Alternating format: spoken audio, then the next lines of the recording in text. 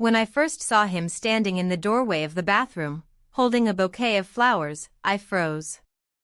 Not because I thought he'd caught me, no, there was something else.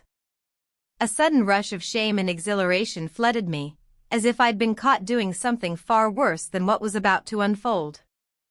The door was slightly ajar, and for a brief moment, time itself seemed to stretch. I stared at him, then at myself in the mirror, and wondered, how had I gotten here? How had we both gotten here? He looked at me, his gaze slipping down to the bouquet in his hands. He blinked, not knowing what to do, then looked up again, his face a mixture of apology and quiet admiration. I wanted to speak, but nothing came out. I wanted to tell him to leave, to retreat back to his own space, to pretend this had never happened, but I couldn't. There was no going back now. He stepped inside, the faint scent of flowers mixing with the steam of the hot shower I had just taken. My heart raced, my breath shallow. I wanted to escape, but my legs felt heavy. I didn't move. Instead, I stood there, barely able to hold his gaze as the silence stretched out between us. "I'm sorry," he said quietly, as if he had done something terrible. But it wasn't his fault. It was mine. I could feel the weight of everything I had been trying to bury for months crashing down on me. The emptiness that had settled into my marriage, the way I'd been drifting further and further away from my husband, the quiet loneliness I'd tried to ignore for so long. But none of it compared to the feeling that gripped me in that moment, like I was caught in a lie that had taken on a life of its own, and now it was too late to stop it. I couldn't help but wonder, as I stood there in that tiny bathroom, what had led me to this. How had one small decision, one accidental crossing of boundaries, led to this? The tension between us was palpable, like static electricity, and I didn't know if I should apologize or ask him to leave or just stand there, pretending that everything was fine. It wasn't fine. I didn't know how to get out of this moment, out of this house, out of my own head. But I had no choice but to face it. This was my reality now. Before I could speak, he placed the bouquet down gently on the bathroom counter and turned toward the door. There was a brief silence before he spoke again, his voice soft, almost as if he were speaking to himself. "Maybe I shouldn't have come in." His words, so simple, hit me harder than anything else could have. It was as if he were asking for permission to leave, as if he were offering me an out, an opportunity to turn this around before it went too far. But I didn't want him to leave. I opened my mouth, but no words came out. Instead, I just nodded, the emotion of the moment overwhelming me. He didn't seem to expect anything else. With one last lingering glance, he stepped out, and I heard the door softly click shut behind him. And that's when it hit me, I had no idea what came next. But let me take you back. Before everything had changed. Before I made the choice that brought us here. There are days when the monotony of life becomes so heavy that I wonder how I got here.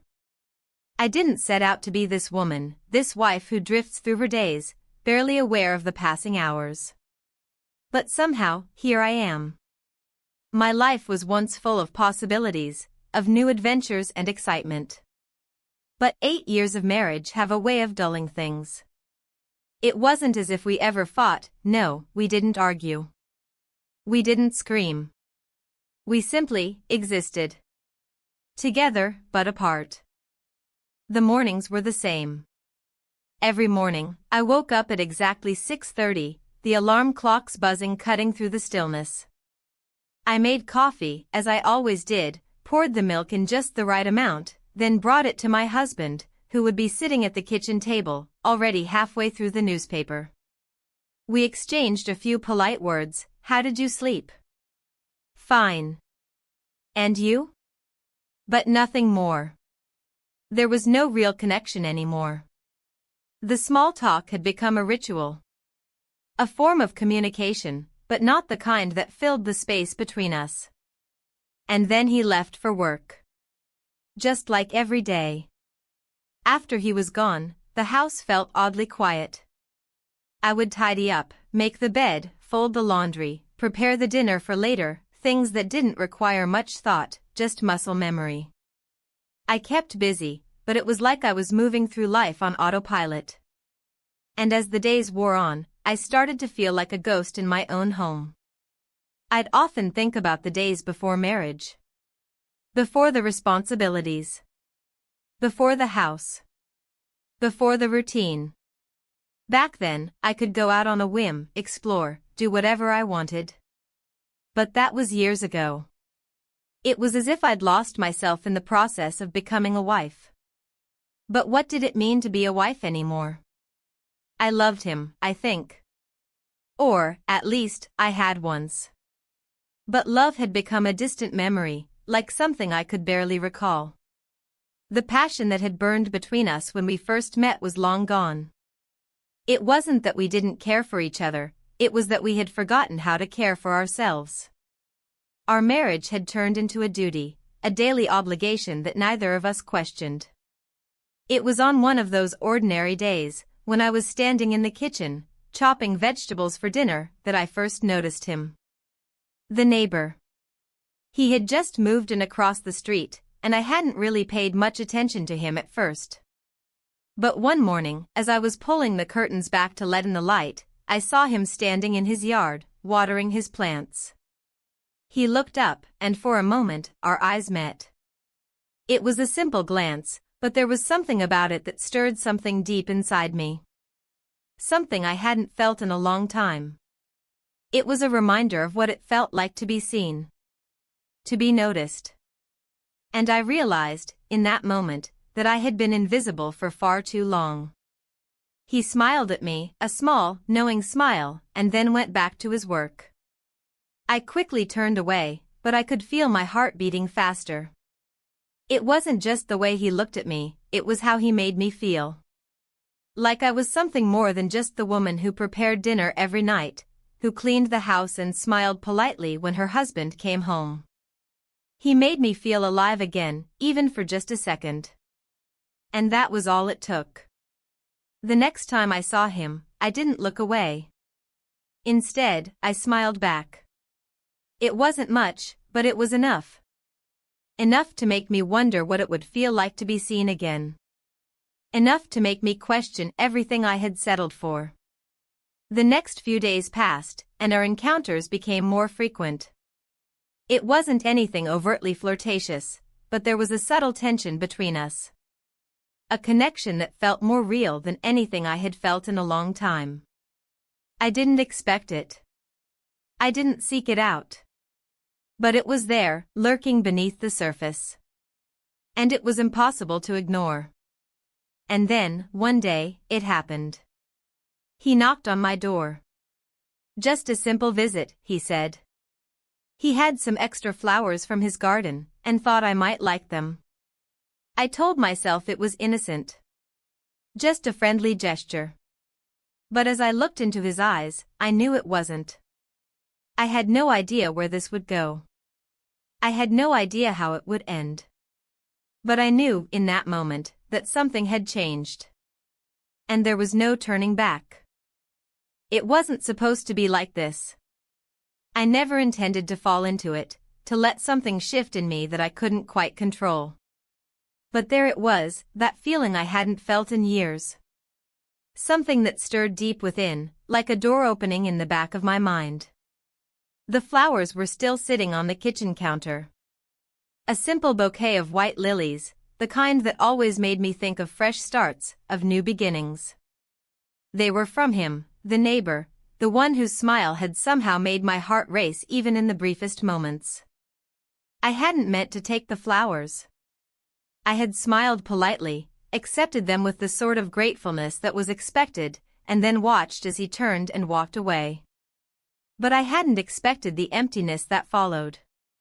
When I placed them on the counter, the sight of them filled the room with an unfamiliar warmth. It was ridiculous, I knew.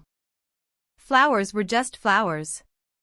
He was just a neighbor, and yet there was something about that small gesture that had undone me in a way I couldn't explain. I had spent the rest of the day trying to push away the strange thoughts that crept into my mind. I tried to bury the sensations that bloomed inside me when I thought of him, of his eyes, of the way his presence had felt like a breath of fresh air. I told myself to focus on the mundane, on what was expected of me. Dinner. Laundry. The endless, monotonous tasks that filled my day. But my thoughts kept returning to him. It had been so long since I had felt truly noticed, truly seen. Not just by my husband, who seemed increasingly distant, but by someone else, someone who hadn't grown tired of the routine. Someone who wasn't weighed down by years of shared silence. I glanced at the clock. It was nearly time for my husband to return home. The familiar routine that had taken over our evenings was about to begin. I could already hear the sound of his car pulling into the driveway, the soft crunch of the tires on the gravel as he parked. I quickly grabbed the flowers and placed them in a vase, watching as their delicate petals swayed under my touch. It seemed absurd, this act of arranging flowers, but I couldn't stop myself. I felt like a stranger in my own home. The place where we had once shared our lives now felt foreign, like a setting that no longer belonged to me. The walls that had once echoed with laughter now seemed to hold only the silence of unspoken words. The door creaked open. I turned to see my husband, dressed in his usual work attire, his face unreadable. He smiled as he walked through the door, his movements slow and deliberate, as if he were moving through a space that had lost all meaning. "Hey," he said, his voice low and almost mechanical. "How was your day?" "Fine," I replied, smiling weakly, as I always did. I could hear the absence in my own voice. I could feel the distance that stretched between us like an invisible thread, and for the first time, it was unbearable. I busied myself with the small, simple tasks. I set the table, served dinner, and asked the usual questions: how was his day, what did he have planned for tomorrow? It was as if I were going through the motions of living, but I wasn't truly there. And I knew he wasn't either. We ate in silence, the only sound the clinking of silverware on plates. I could feel the weight of the years pressing down on me, the heaviness of everything left unsaid. There was a time when dinner had been an occasion, a time to reconnect. Now, it was just another task. Another part of the routine. As I finished my meal, I glanced at him. He was looking at his phone, his attention fully absorbed by the screen. I knew he wasn't looking at me. He never did anymore. I told myself it didn't matter, but a sharp pang of hurt lodged in my chest. It didn't matter, right? It shouldn't. But it did. The evening passed in a haze of quiet conversation and passing glances. When we finished eating, my husband retreated to the living room, leaving me to clean up. I could hear the soft hum of the television in the background, but it didn't reach me. I was somewhere else, lost in my thoughts, wondering what it would feel like to be seen again. I tried to shake it off, to focus on the mundane tasks at hand. But no matter what I did, I kept thinking about him. The neighbor. The man who had, without meaning to, reminded me of what it felt like to be alive. It had been years since I'd felt any sort of excitement, any rush of anticipation, and yet here it was, bubbling up inside me, uncontrollable and new. I didn't want to admit it, but I felt drawn to him. Something in the way he looked at me, something in the way he made me feel like I mattered, had taken root in me. It was a small thing, a fleeting connection, but it was enough to make me question everything. That night, as I lay in bed next to my husband, I couldn't sleep. His steady breathing beside me seemed distant, a reminder of how far apart we had drifted. The darkness of the room enveloped me, and I felt more alone than I had in years. I turned onto my side, staring at the ceiling, my mind racing. I thought about the neighbor again. I thought about the brief moment when our eyes had met, the way my heart had fluttered, and how it felt so different from anything I'd experienced in so long. It wasn't about him. It was about me. About what had been missing. About what I had been missing. But I couldn't go back. I couldn't undo the years of routine, of silence, of complacency. I couldn't change the course of my life. And yet, I couldn't stop thinking about him. The thought of him lingered in the air, like a delicate perfume, and I realized that for the first time in a long time, I felt something other than the numbness that had settled over me. But I wasn't ready for what that feeling might mean. The next day, the neighbor knocked on my door again. This time, he didn't bring flowers. He brought something else, just a simple, "Are you free for a walk?" And for the first time in a long while, I said yes. I didn't know what was happening, or where this would go. But for the first time in years, I felt a spark. A spark that had been smothered for far too long. I couldn't ignore it any longer. The walk was quiet, filled with small talk and easy smiles. But beneath it all, something was shifting. I could feel it, like an undercurrent that I couldn't escape. He was no longer just the neighbor. He was a reminder of everything I had been missing. And now, I was beginning to wonder what would happen if I let myself feel it. But I couldn't stop thinking about my husband, about the life I had built with him. And I didn't know how to make sense of the mess I had found myself in. It had been years since I'd taken a walk for the simple pleasure of it. A walk without purpose, without the weight of an errand or responsibility hanging over my head. When he asked, I found myself agreeing before I could even think twice. There was something about the idea of walking through the neighborhood, just walking, that felt both reckless and freeing. It was strange to feel that way, to crave something so simple, but it wasn't the walk itself I was after. It was the silence between us. The space where nothing was expected of me, where I wasn't somebody's wife, somebody's housekeeper, somebody's companion in the daily grind. I walked beside him, my footsteps quickening slightly to keep up with his longer strides. We didn't talk much at first, just the usual pleasantries. He asked how my day had been, how my husband was doing, all the things that people ask out of politeness. But there was something different about the way he asked.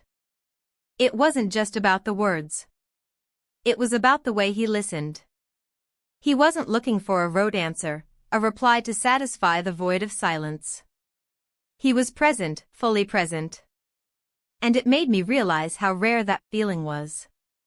To be truly seen, truly heard, without any judgment or expectation. I wasn't sure why, but it made me nervous. There was an unfamiliar flutter in my stomach, a kind of restlessness I hadn't felt in so long. It wasn't just that I was walking with him. It was the fact that I didn't know where this was going. What was I doing? Was this the beginning of something, or just a passing moment of connection that would soon fade into the same routine I had been living for years? But every step I took felt like it was pulling me farther away from the life I had built and closer to something I didn't fully understand. We passed the rows of houses, the neatly trimmed lawns, the familiar sights of the neighborhood that I had once known so well. But today, they all felt different, as though they were part of someone else's world. My world felt small and suffocating in comparison. I had been living in a bubble, surrounded by the predictable, the safe, and the comfortable. But this felt dangerous. There was nothing safe about walking next to him, about feeling the electricity that pulsed between us even when we didn't touch. As we walked, the conversation turned to more personal topics. He told me about his past, about the places he had lived, the experiences that had shaped him. I listened, but it wasn't just the words that caught my attention. It was his voice, the way he spoke so easily, so naturally.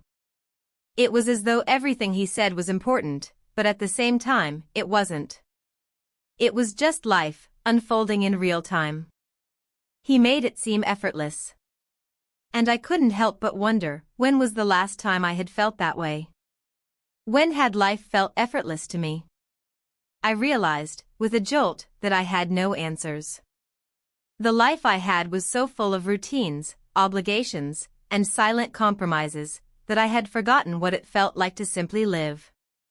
To be alive in the moment, without the weight of responsibility pressing down on me. I had become so accustomed to my role in the marriage that I didn't know who I was outside of it. He asked me if I ever regretted any decisions I had made. It was a casual question, but the weight of it hung in the air between us. I didn't answer right away. I couldn't. The truth was, I didn't know. How could I regret something that had become so ingrained in my life? How could I regret my marriage, my home, everything I had built? But at the same time, how could I deny the gnawing feeling of dissatisfaction that had been growing inside me for years? I don't know, I finally said, my voice quiet. I think I've just gotten used to it. The way things are. The way life works. He nodded, as though he understood more than I had intended to say.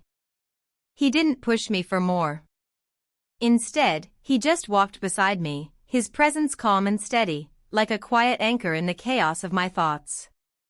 As we continued down the street, I began to notice how different everything looked.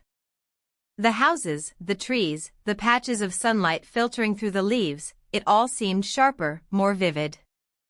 It was as though I had been living in a fog for so long, and now, with each step, I was beginning to see the world in full color again. But it wasn't just the world around me that felt clearer. I began to see myself differently too. The woman who had been hiding behind the walls of routine and obligation, the woman who had stopped living for herself, was beginning to surface. She was still there, buried deep, but she was starting to wake up. We stopped at the park, a small patch of green tucked between the rows of houses. It wasn't much, just a few benches, a couple of trees, and a small play area for children. But it felt like a sanctuary, a place where time could stand still for just a moment. We sat on one of the benches, the evening air cool against my skin. The sky was turning pink as the sun dipped below the horizon, and the world felt strangely quiet. I don't think I've been here in years, I said, almost to myself. He looked over at me, a small smile on his face. Funny how we forget about the little things, isn't it? I nodded, feeling the truth of his words settle in me. I had forgotten so many things. I had forgotten what it felt like to be spontaneous, to be open to new experiences. I had forgotten the joy of simple moments, like sitting on a bench at sunset, watching the world go by. For the first time in a long time, I felt something stir inside me. It wasn't the usual fear or doubt that had plagued me for years. It wasn't the nagging voice telling me that I was doing something wrong, that I was betraying my marriage. It was something else, something soft, something hopeful. It was the beginning of rediscovering myself. But as I sat there, a part of me couldn't shake the feeling that what I was doing was wrong. I had a husband at home, a life that I had built with him. I had commitments, responsibilities, and promises that I couldn't simply erase. I couldn't pretend that they didn't exist. I felt a wave of guilt wash over me, sharp and sudden. The guilt wasn't just about what was happening with the neighbor. It was about the realization that I had neglected my own happiness for so long. I had let my marriage become a cage, and I had stayed in it because I didn't know how to escape. But now, with him sitting beside me, with the world feeling different and new, I realized that I couldn't keep living like this. I couldn't keep pretending that everything was fine when it wasn't. I needed something more than this quiet despair. For the first time in a long time, I felt alive. And for the first time in a long time, I was afraid of what that might mean. It had been 3 days since our walk, and I found myself replaying each moment more often than I cared to admit. There was nothing particularly significant about it, no grand revelations, no decisions made. But something shifted in me during that quiet stroll. I had spent years in stillness, emotional dormancy, a kind of survival state that didn't leave room for self-reflection or desire. That walk was like someone shaking me awake. It didn't fix anything, but it reminded me that I was still here, beneath the layers of expectation, habit, and compromise. Back at home, everything resumed its usual rhythm, but I was no longer moving with the same ease through the motions. Making coffee in the morning now felt like a task being watched, even though no one was watching me. I noticed my hands trembling slightly when I placed my husband's mug on the table. I saw the way I hesitated before asking how his meeting went. His answers were the same, brief, functional, the language of two people who had long stopped trying. But now, for the first time, I realized how hollow that exchange had become. I tried to imagine telling him how I felt, that I didn't recognize myself anymore, that I'd been disappearing slowly over the years, and only just now realized how far gone I was. But I couldn't. The words stayed buried under years of trained silence. We had developed a language of restraint, where speaking the truth felt almost like betrayal. I think he sensed something, though. The way I looked out the window more often. The way I hesitated when he asked if I wanted to join him for a movie. The way my mind wandered. On Thursday, I found myself baking.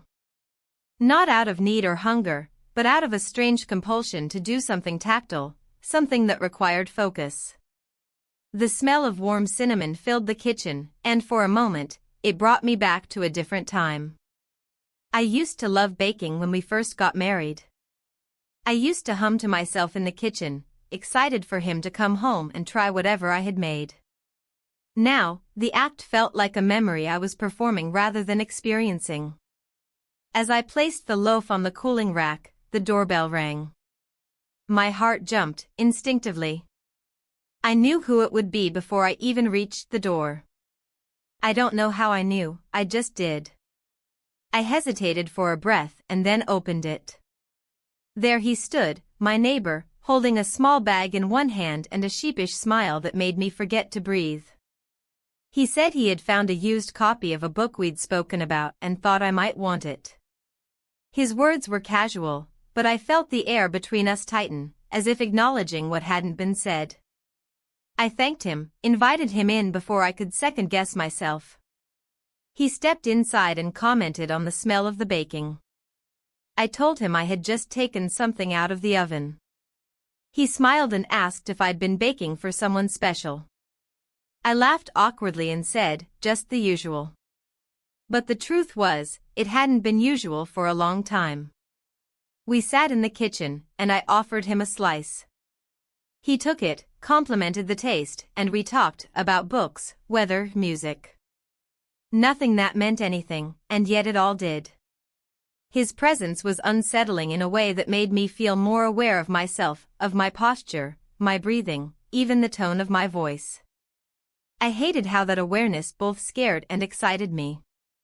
He noticed a painting on the wall, a landscape we bought during our honeymoon.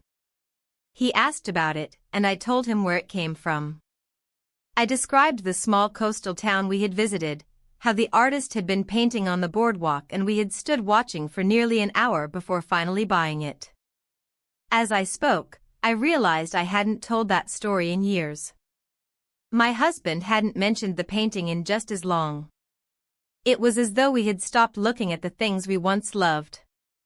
The conversation drifted to memories, and I found myself revealing more than I meant to. I spoke about how I used to write in journals, how I once dreamed of traveling alone, how I missed the way seasons used to change my mood. He listened, really listened, without interrupting or changing the subject. His attention was like light, quietly illuminating parts of me that had grown dim. I could feel a pulse of emotion rising, gratitude, guilt, confusion, longing. I wanted to stop time, to freeze that moment, but it was slipping through my fingers even as I held onto it. Then, a knock on the door again, this time from the delivery man dropping off a package. The break in the moment was enough to remind me of where I was, what I was doing, and what I had to lose. I walked to the door, signed for the package, and when I returned, something in the air had shifted. He stood, preparing to leave. He thanked me for the tea and the cake, and I thanked him for the book. It was all so polite, so careful. But when our eyes met as he stepped through the door, I knew we both understood that something had changed. That night, I didn't speak much at dinner. My husband commented on the bread, said it reminded him of when we used to have neighbors over for brunch. I nodded and smiled, the way I always did. I wanted to ask him if he missed those days. If he missed me. But instead, I cleared the plates, wiped the counter, and pretended not to feel the ache in my chest. I sat in the living room after he went to bed, turning the book over in my hands. It had a worn cover, the kind that tells you someone else had lived through its pages before. Inside, on the title page, was a note in tiny handwriting. I couldn't tell if it had been written by the previous owner or by him. It said only, "You're still allowed to feel." I read it again. And again. The words stayed with me all night. I couldn't sleep. I stared at the ceiling, wondering how much of myself I had lost over the years, how much I had left, and whether I was brave enough to find the rest. The next morning, I stood in the shower longer than usual, letting the water run down my back, trying to gather the pieces of who I was before I stepped out into the world again. I looked at my reflection in the mirror and didn't recognize the face looking back. But maybe, just maybe, that wasn't a bad thing. The morning after he left the book on my kitchen table, something in me had rearranged itself. Not in a dramatic way, not like flipping a switch, but quietly, subtly, like a door left slightly ajar. For the first time in years, I found myself reaching for something without obligation. I wanted to read again. Not to pass the time or lull myself to sleep, but to lose myself in words that weren't written by me, and yet somehow knew exactly how I felt. I sat on the edge of the couch, knees tucked beneath me, the book resting in my lap. The morning sun filtered in through the curtains, dust dancing in the light. My husband had already left for work. He barely noticed when I kissed him on the cheek out of habit, and I barely registered the moment as it passed. Our interactions had become like radio static, always on in the background, but not something either of us really listened to anymore. I began reading, slowly at first, retraining my mind to focus. The first few pages pulled me in like an undertow, and within an hour, I was fully submerged. It wasn't just the story, it was the sensation. The act of entering a world where I didn't have to play a role. I was no one's wife in those pages. I wasn't responsible for dinner or laundry or the next polite conversation. I was just a reader, just a woman reclaiming something she didn't even realize she'd lost. Later that day, I baked again. Not because I had to, and not because anyone had asked. I baked because my hands needed something to do while my mind replayed a particular moment from yesterday, the moment he looked at the painting and then at me, like he was seeing more than just brushstrokes or a decorative frame. Like he was seeing a woman who had once stood on a boardwalk in the wind, hand in hand with someone who made her laugh. A woman who had once been full of color. It wasn't romantic. Not yet. It was something else. Something quieter, harder to name. Like recognition. Or understanding. I left the kitchen to cool, then walked out onto the front porch to breathe in the late afternoon air. The street was still, the sun casting long shadows across the pavement. I didn't expect to see him again so soon. I wasn't planning anything. But as fate, or coincidence, would have it, he was walking by, holding a brown paper bag, likely on his way home from the grocery store. Our eyes met before either of us could pretend otherwise. He stopped at the bottom of my steps, lifting the bag slightly in a mock gesture of greeting. "Smells good from here," he said. I smiled, feeling that same nervousness flutter through me again.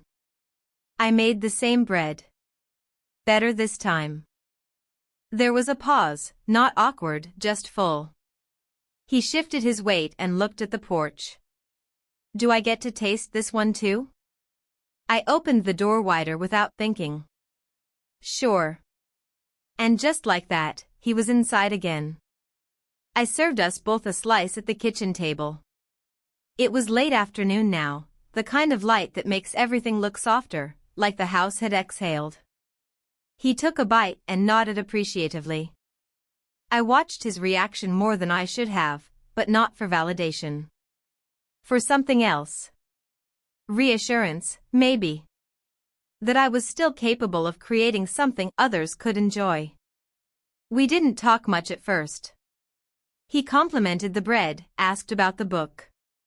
I told him I'd started it and was already halfway through. I could tell that pleased him, though he didn't say much about it. There was something careful in the way he spoke, thoughtful, but always giving me room to breathe. I appreciated that more than I could express. At some point, I mentioned the note in the book. You're still allowed to feel. I hadn't asked if it was his handwriting. I didn't need to. The sentence had stayed with me for days, echoing in my mind in quiet moments when I thought no one was listening. It wasn't just a message. It was permission. The air grew heavier in the way it does when emotions take up more space than words. He didn't elaborate, and I didn't press him. But when I got up to clear the dishes, I felt the charge between us rise again. I turned toward the sink. He stood. Walked over. There was only a few feet between us now. And then, it happened. We kissed. No words were exchanged. No dramatic lead-in. It was simple and brief, but in that instant, everything that had been building found release. It wasn't about passion or romance or betrayal. It was about presence. About being truly seen and wanting to be closer to that feeling. Afterward, we stood in silence. I didn't look away. Neither did he. There was no shame. Just a mutual understanding that something irreversible had taken place. He stepped back first. Said he should go. I nodded. As he left, I didn't stop him. I didn't ask for promises or explanations. I didn't even ask myself what it meant. I just stood there, the taste of the moment lingering, and listened to the sound of the door closing behind him. The house was quiet again. I sat down, slowly, letting the weight of what had just happened settle into me. I didn't feel triumphant. I didn't feel regret. I felt awake. Like a fog I hadn't even known existed had started to lift. And yet, beneath the clarity, a new feeling crept in, an ache that came from knowing I couldn't go back to the way things were. That kiss, however brief, had opened something I couldn't close. That night, I lay in bed beside my husband. The same side, the same quiet breathing beside me. But nothing felt the same. I watched the ceiling fan spin overhead and counted the seconds between its rotations. I listened to the night sounds outside, the hum of distant traffic, the occasional bark of a dog. All the usual sounds of our life. But inside, a new rhythm had begun. A new awareness pulsed quietly, steadily, beneath the surface. I didn't know what I would do. I didn't have a plan. But I knew the truth now, even if I couldn't say it out loud. I had crossed a line. And somewhere deep down, a part of me didn't want to go back. The morning after the kiss, the world looked the same, but I wasn't. There was something about walking into the kitchen, standing at the sink, and noticing that the coffee pot had been cleaned and set up the night before, my doing, out of routine, that made me feel like I was living someone else's life. Or maybe I had finally woken up in my own. The mug I handed to my husband was the same one I gave him every morning. His world's best dad cup, faded and chipped at the rim. He took it without looking at me, mumbled a thank you, then settled into the chair he always chose. The newspaper rustled in his hands. I sat down across from him, my own coffee cooling faster than usual, untouched. We went through the motions, morning headlines, weather forecast, the mention of an appointment he had in the afternoon. He asked if I needed anything from the store later. I shook my head and smiled automatically. It was the kind of conversation that used to feel comfortable, even reliable. Now it felt like a script I'd rehearsed too many times. But underneath it all, something was different. Something had shifted inside me that I couldn't ignore. The kiss had happened. Brief, quiet, unspoken, but it was real. And though I hadn't admitted it to anyone, even to myself in full words, it had broken a wall that had stood silently between who I had become and who I once was. I spent the day pretending to do things. I opened cabinets I didn't need anything from. Rearranged books that didn't matter. Moved through the house like I was searching for something I couldn't name. I checked my phone once or twice, not expecting a message, not hoping for one either. But still, I checked. That alone told me more than I wanted to admit. By late afternoon, I had exhausted every chore I could invent. I finally walked out to the backyard, drawn by the soft hum of a breeze that carried the scent of grass and distant barbecue smoke from a neighbor's yard. The sky had that look it gets before the light turns golden, soft, endless, open. I don't know what made me do it, but I texted him. Just a few words.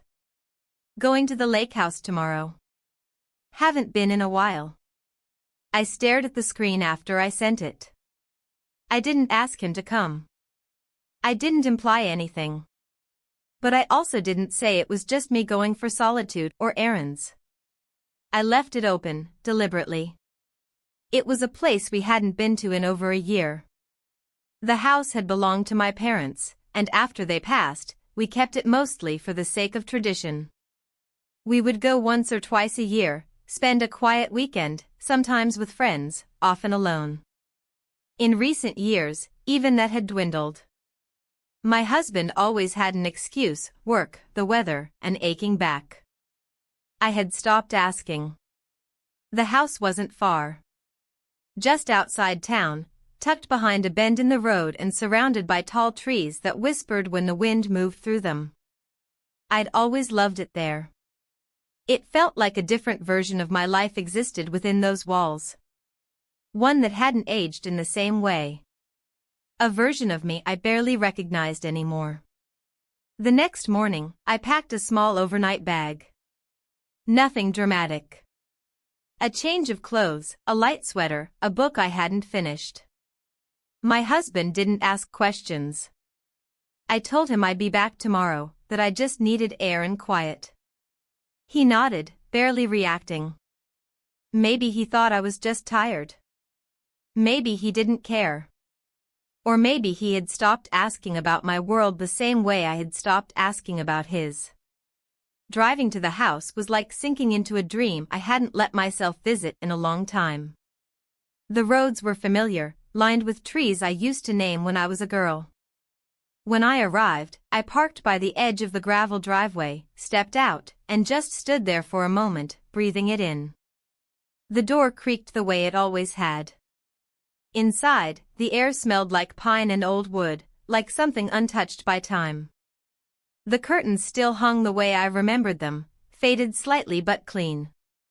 I opened a few windows to let the breeze move through the rooms, then unpacked slowly, taking my time, as if grounding myself. I made tea, sat on the porch, and watched the wind ripple the lake. I wasn't waiting for him. Not exactly. I had no expectations. But I also hadn't come here for solitude alone. When the car pulled up just after 4 p.m., I wasn't surprised. He got out, looked around, and waved once. I stood and nodded. He walked up the steps like he belonged there, not arrogantly, just comfortably. Like this was the natural continuation of something we both hadn't spoken about. Neither of us said much at first. I offered tea, and we sat again, watching the water move. The silence wasn't awkward. It felt earned. It felt like we'd passed some invisible line together, and now we were just standing in the new space we'd discovered on the other side. Eventually, he asked how long it had been since I'd last come here. I told him a year, maybe more. He said he could see why I liked it: quiet, isolated, peaceful. I nodded. It was all those things. But today, it was also something more. It was a refuge, a pause in the noise, a place where I didn't feel like I had to explain why I felt lost. We talked more as the evening wore on. About childhood memories, forgotten books, the way people drift in life without realizing it. There was no pressure in the conversation. No need to impress or perform. I told him things I hadn't said aloud in years, about my fears, the emptiness I hadn't known how to name, the small ways I had disappeared inside my marriage without ever meaning to. He listened, just as he always had. Without judgment. Without interruption. And in that moment, it felt like the most generous thing anyone had done for me in a long time. As the sun dipped lower, I felt the chill in the air. He offered to start a fire in the old stone hearth. I agreed. I watched him as he worked, steady hands, quiet focus. There was something deeply grounding in his presence, something that made me feel both nervous and safe at the same time. After the fire caught, I handed him a folded blanket, and we sat near it on the floor, watching the flames shift and crackle. The light flickered across the walls, throwing soft shadows. It felt like a moment suspended in time. He turned to look at me. I met his gaze. We didn't say anything else. We spent the night together. The morning after we spent the night together, the house felt different. It wasn't just the absence of sound, though that played a part. It was the absence of expectation. We hadn't talked about what had happened, hadn't said anything at all. We hadn't needed to. There was a stillness between us now, as though everything that had been left unsaid had already been understood. I woke early, before the sun fully rose. The first light filtering through the windows was soft, gentle, like the world was stretching awake. I lay in the bed, listening to the faint sounds of the house around me, the creak of the floorboards, the wind pushing against the walls, the soft rustling of leaves outside. It felt peaceful. It felt familiar. But it also felt fragile. Like everything was held together by a thread. I wasn't sure how long I had been lying there, but I finally got up, pulling the blanket off me and padding quietly down the hallway toward the kitchen. The air was cool, still tinged with the scent of the fire we had built the night before. I moved about the kitchen, making coffee, the motions automatic but somehow soothing. It wasn't until I poured the hot liquid into a mug that I realized he was already awake. Standing in the doorway, watching me with a look I couldn't quite place, soft, searching, almost as if he was waiting for me to say something, but not knowing what that something should be. I didn't ask him how he had slept, and he didn't ask me. We both knew. The night had been calm, simple, unremarkable in the grand scheme of things. And yet, everything had changed. Coffee? I asked, my voice betraying an unease I wasn't ready to acknowledge. He nodded, and I handed him the cup, watching as he took a sip. He didn't smile, didn't make a joke about it being too hot or too strong. Instead, he just sat at the table, pulling his knees up to his chest, cradling the mug in both hands. We sat in silence for a long time, the only sound the occasional crackle of the fire still smoldering in the hearth. I could feel him beside me, but we were worlds apart, separated by the space between what had happened and what it meant. I had no idea what it meant. Finally, he spoke, his voice low and calm. I think we both knew this was coming. The words hung in the air, settling like dust. It wasn't an accusation. It wasn't even a question. It was simply a statement of fact. I nodded, though I wasn't sure if I agreed.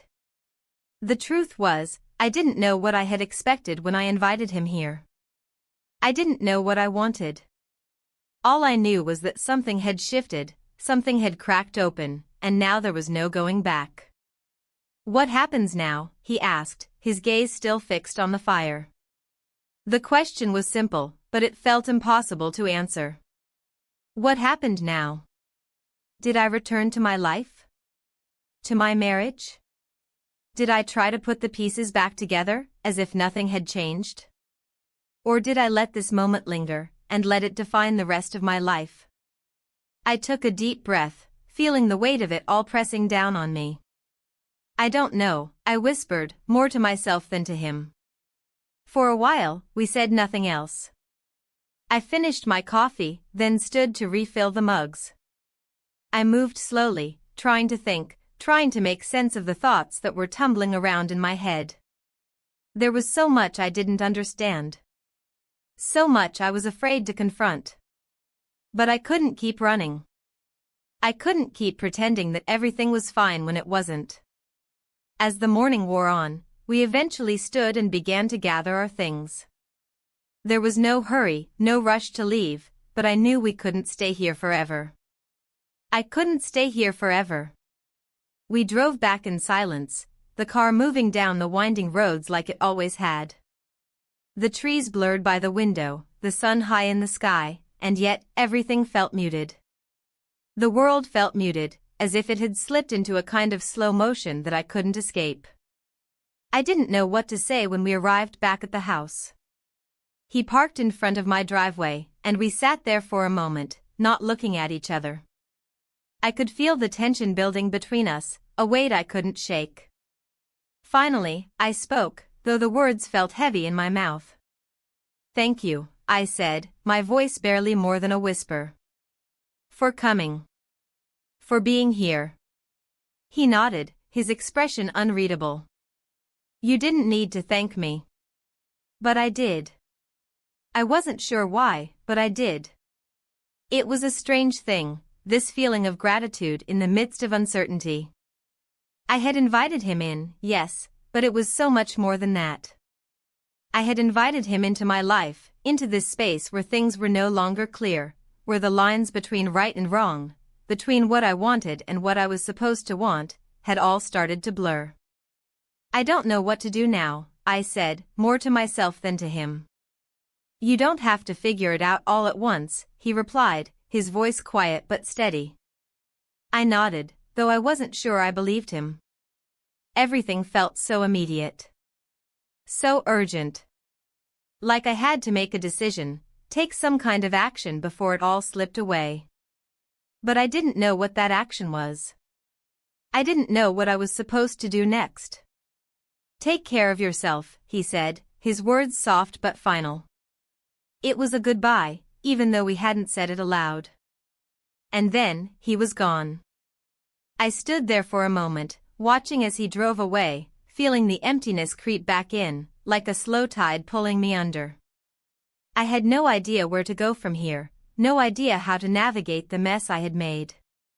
But I knew one thing for certain, I couldn't go back to the way things were.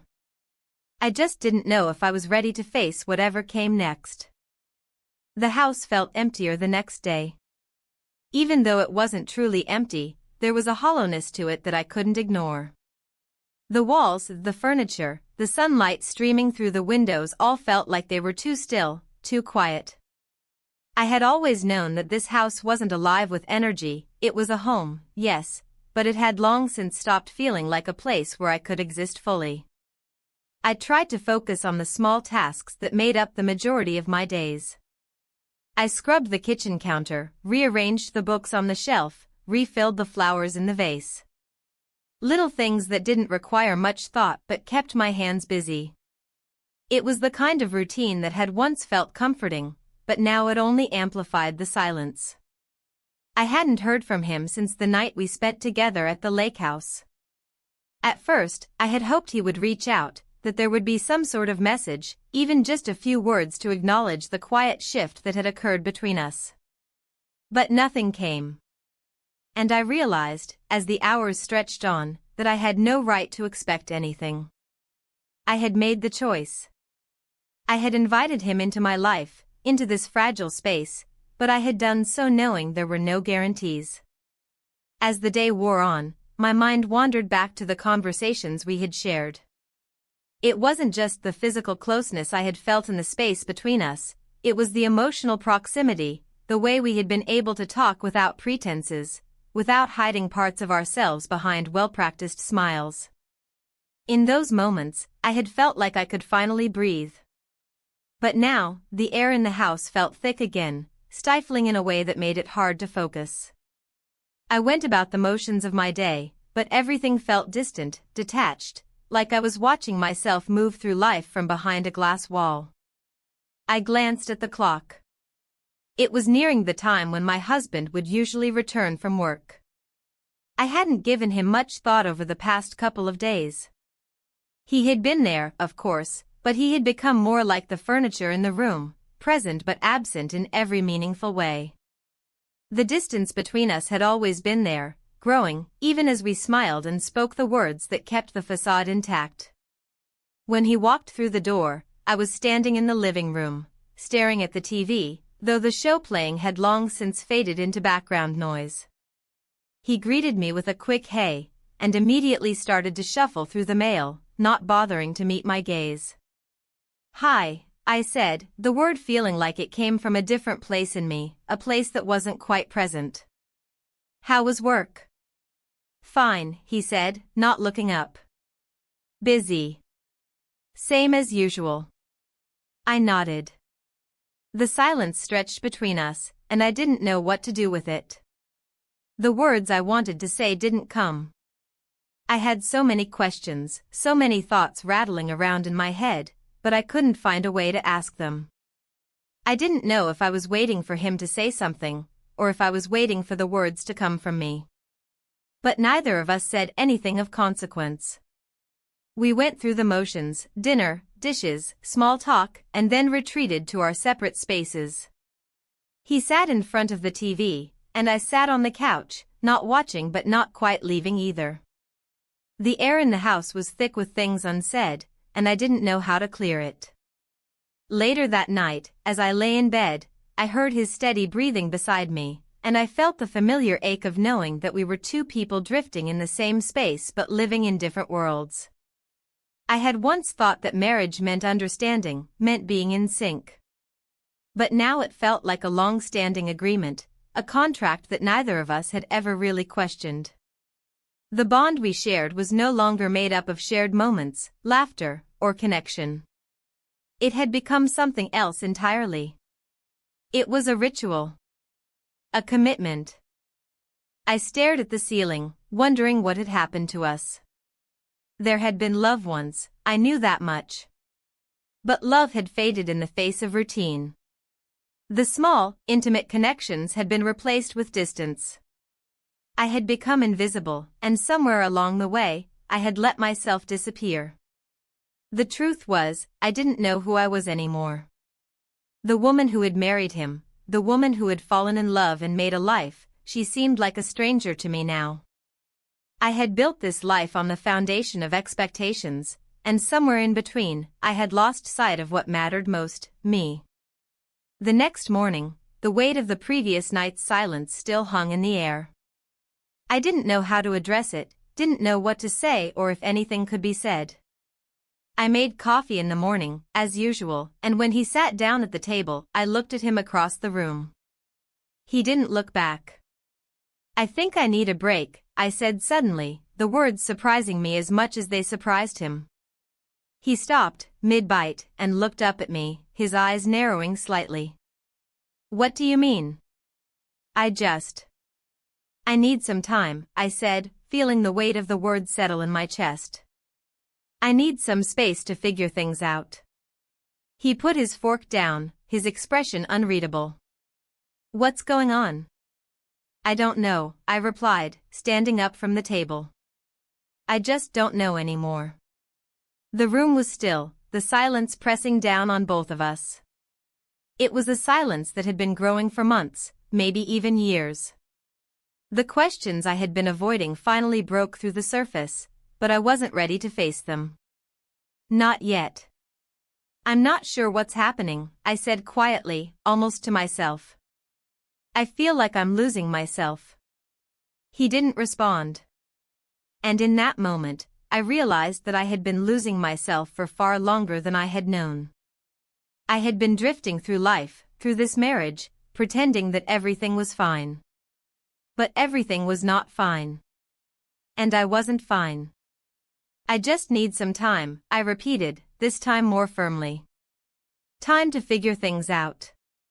He didn't say anything more. He just nodded, as if he had already accepted that the things we hadn't spoken about had finally come to light. I left the house that afternoon, without saying where I was going. I didn't need to. I just needed to go. To breathe. To get away from everything that had been suffocating me. I drove aimlessly, letting the road take me wherever it wanted. My mind was still racing, still filled with questions. But I didn't have the answers, and I wasn't sure I was ready to find them yet. As I drove, I thought about the lake house again. The way it had felt different when I was there. The way I had felt different. I wasn't ready to go back, not yet, but it was the only place that had ever felt like a real escape. A place where I could breathe, even if only for a moment. I didn't know what I was looking for or what I hoped to find. But I knew I couldn't keep pretending anymore. I couldn't keep pretending that the life I had built was enough. I had to figure out who I was before I lost myself completely. I didn't go back to the house right away. Instead, I drove aimlessly, not caring where the road would take me. I needed the space, the mental and emotional distance that only movement could provide. The world outside the car window was blurred, but inside, my mind was clear, sharp, each thought like a razor slicing through the fog.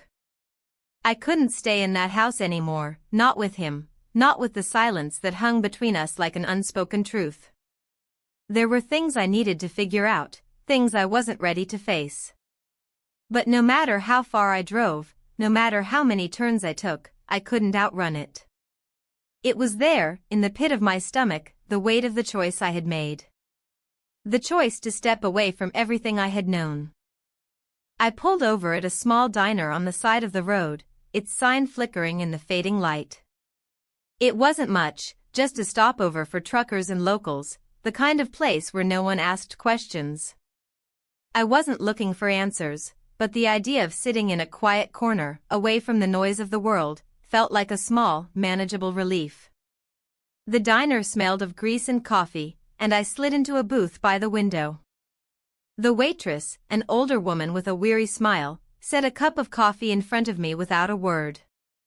I thanked her, and she disappeared into the kitchen. I didn't want to think about the man who had walked into my life and changed everything, or the life I had left behind. I didn't want to think about the years I had spent pretending everything was fine when I was falling apart inside. But I couldn't help it. I kept going back to the same questions. What was I doing? What was I looking for? And most importantly, what had I become? I was no longer sure of who I was. The woman I had been, the one who believed in love and connection, felt so distant now. The woman who had lived a life of routine and expectation was still there, but she was fading. I couldn't keep pretending I was the same person. The life I had built with him, the man I had married, no longer felt like my own. It felt like a role I had been playing without even realizing it. I ran my fingers along the rim of the coffee cup, lost in thought. The steam rising from the mug blurred my vision, and I focused on that instead, as though it could give me the answers I needed. But nothing came. The door to the diner opened, and a man walked in, his boots heavy against the floor. I didn't look up, but I felt the shift in the air, the subtle change in energy when someone new enters a space. He sat at the counter, and the waitress greeted him with the same tired smile she had given me. I didn't know why I noticed him, but I did. He was unremarkable, and yet there was something about him that caught my attention. He sat there, staring at the menu, his posture slouched, as if the weight of the world had settled on his shoulders. He didn't look like anyone I knew, but I couldn't shake the feeling that he, too, was searching for something. Just like me. I shook my head, trying to push the thought away. I wasn't here to make connections, to search for answers in strangers. I was here to be alone, to breathe and think and decide what came next. The waitress returned, refilling my cup. I thanked her again, and she nodded, returning to her place behind the counter. I didn't feel the need to rush, didn't feel the pressure to leave, but the weight of my thoughts was starting to suffocate me. I needed to face reality, needed to face the choice I had made and the consequences that would follow. But I wasn't ready for that yet. I sat in the booth for hours, watching the light shift outside, the evening sky darkening as the world around me moved on without me. I thought about the man, about my husband, about the life I had left behind and the life I was now facing. I had always believed in the idea of home, of finding a place to settle and build a future, but now, I wasn't sure where that place was anymore. I wasn't sure where I belonged. The diner was quieter now, the clatter of plates and conversation fading as the night deepened. I stood up, leaving money on the table without looking back. I had no destination in mind, no particular plan, but I knew I couldn't stay here. Not forever. I drove back, the quiet hum of the car the only sound in the world. The road stretched out before me, a never-ending line of pavement leading me back to a place I wasn't ready to return to. But I couldn't avoid it. I couldn't keep running from what I had started. I pulled into the driveway, the house looming in front of me. It looked the same, but everything felt different. I stepped out of the car, my heart heavy with the knowledge that I couldn't keep pretending. The silence between us had grown too loud, too unbearable. I opened the door, stepping inside. He was sitting in the living room, staring at the TV, his face expressionless. He didn't look up when I entered, didn't acknowledge my presence. But I could feel the distance between us, the gap that had grown wider in the last few days. It wasn't just physical. It was emotional, spiritual, something deeper than I had ever imagined. I didn't know how to fix it. I didn't know what to say. "I need to talk," I said finally, my voice breaking the stillness like glass shattering in a quiet room. I wasn't sure if I was talking to him, or to myself. He looked up, finally, his eyes tired but calm. "About what?" I didn't know where to begin. The truth felt too big to put into words, too overwhelming to explain. But I had to try. For both of us. "I don't know what's happened to us," I said, my voice trembling. "I don't know what happened to me." He didn't say anything for a long moment. Then he sighed, his shoulders sagging slightly. "I don't either. I think we both stopped trying a long time ago." And that was it. The unspoken truth that had been hanging between us, silent and heavy, finally spoken aloud. We had stopped trying. I had stopped trying, he had stopped trying, and in the end, we had both become strangers to each other. The silence stretched out again, but it wasn't the same as before. It wasn't the silence of avoidance or complacency. It was the silence of realization, of knowing that something had been broken beyond repair, but that we were still standing in the rubble, unsure of what to do next. "I don't know what to do," I whispered. Neither of us had the answer. But at least we had finally acknowledged the question. The days that followed were both slow and fast. Time seemed to stretch out, filling the space around me like an empty room that couldn't quite settle into itself. It was the strangest feeling, this sense of being unmoored, as though I was suspended between two versions of my life. I had left one behind, but I hadn't yet stepped fully into the other.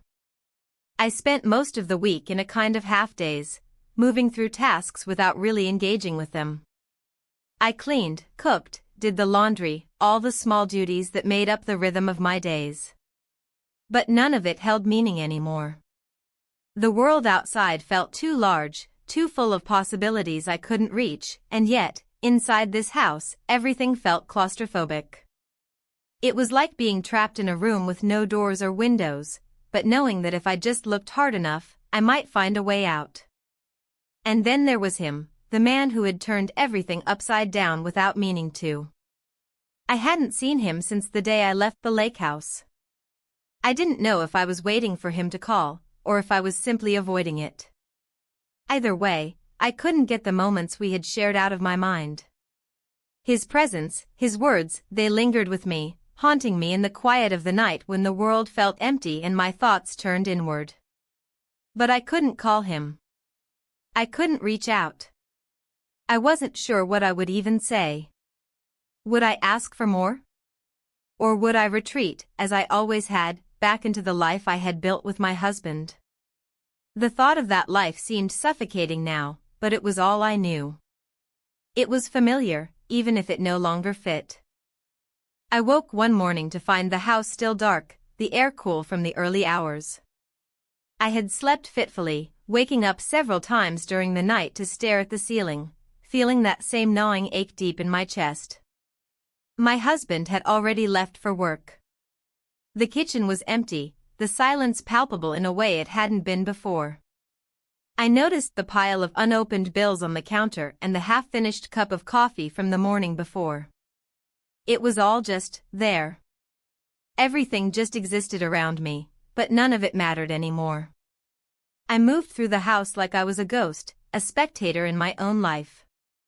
It was almost as if I was waiting for something to happen, waiting for a sign, or for him to return and break the stillness that had overtaken me.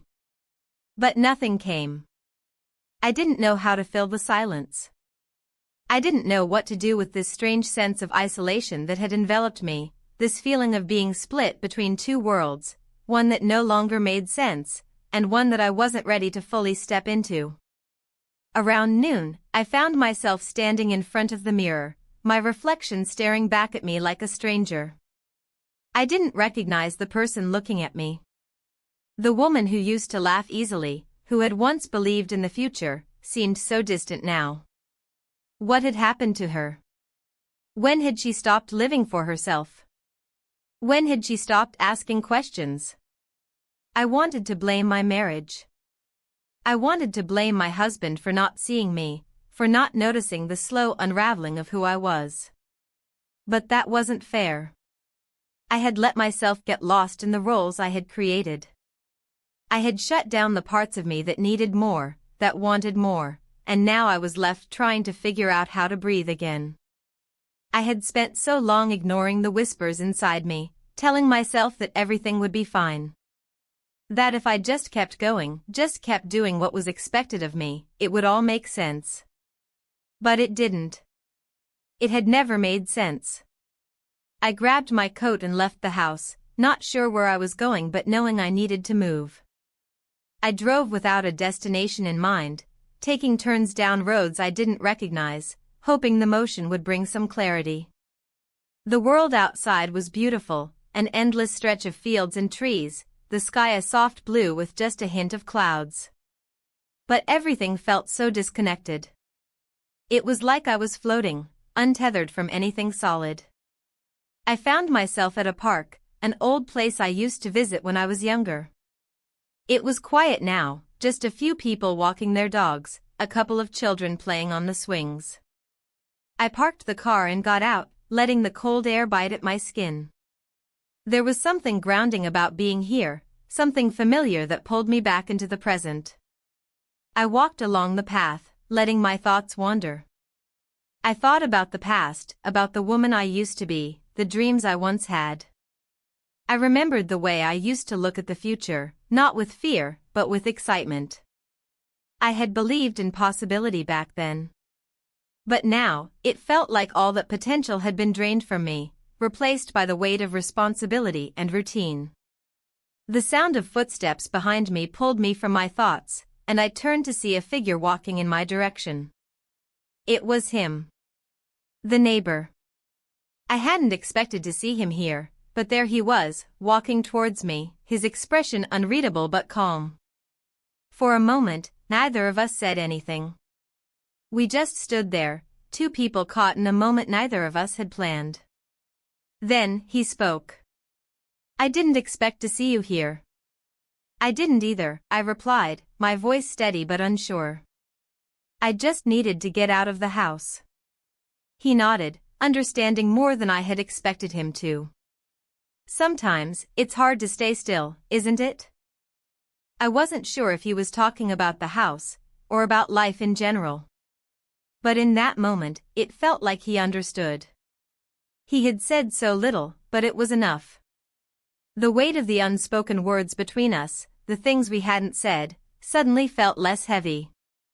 I don't know what I'm doing anymore, I said, my voice cracking just a little. I don't know who I am. He stepped a little closer, his presence both comforting and unsettling. It's okay not to know. You don't have to have all the answers right now. I shook my head, feeling the tears well up before I could stop them. But I can't keep pretending. I can't keep living like this. The words came out faster than I expected, the floodgates opening as I finally let myself feel everything I had been hiding. I don't know what to do. I don't know how to fix it. He didn't say anything for a long time. He just stood there, letting me speak, letting me release the weight I had been carrying. And in that silence, I realized something. I didn't have to fix it. I didn't have to know what came next. I just had to keep moving forward, one step at a time. I'm here, he said, quietly, simply. And I think you're stronger than you know.